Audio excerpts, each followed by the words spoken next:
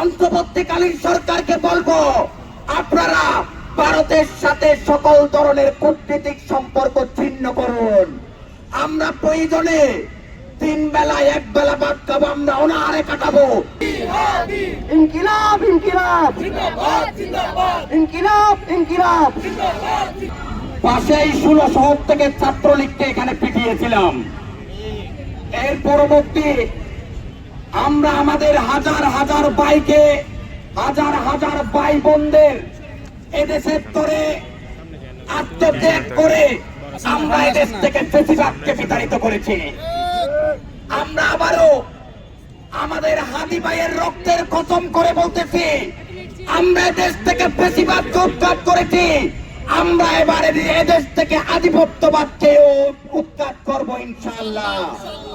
আমরা জাতীয় নাগরিক পার্টির পক্ষ থেকে সুস্পষ্ট করে বলতে চাই, আমাদের জাতীয় নাগরিক পার্টির শেষ একজন কর্মী বেঁচে থাকা পর্যন্ত এদেশকে বিদেশি দাবিদারের হাতে খেলনা হতে দিবে না।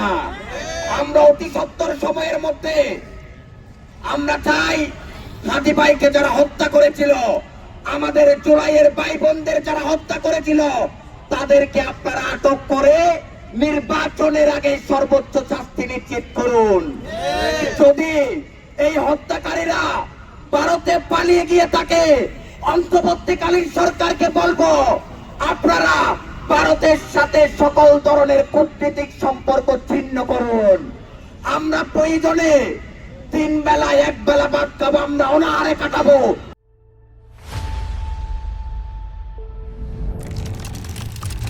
তবু আমরা বিদেশি কোন দাবিদারি মেনে নেব না।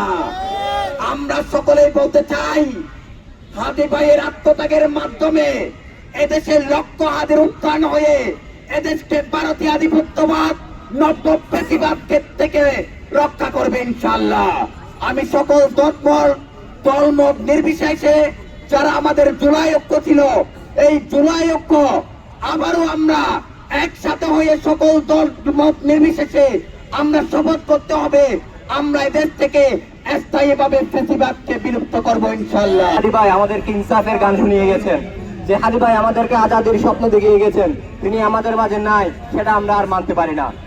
যে ইনসাফের কথা হাদি ভাই আমাদের শিখিয়ে দিয়ে গেছেন, সেই ইনসাফ ছাড়া আমাদের মুক্তি নাই। সেই ইনসাফের লড়াই বাংলার জমিনে আমরা জারি রাখবো।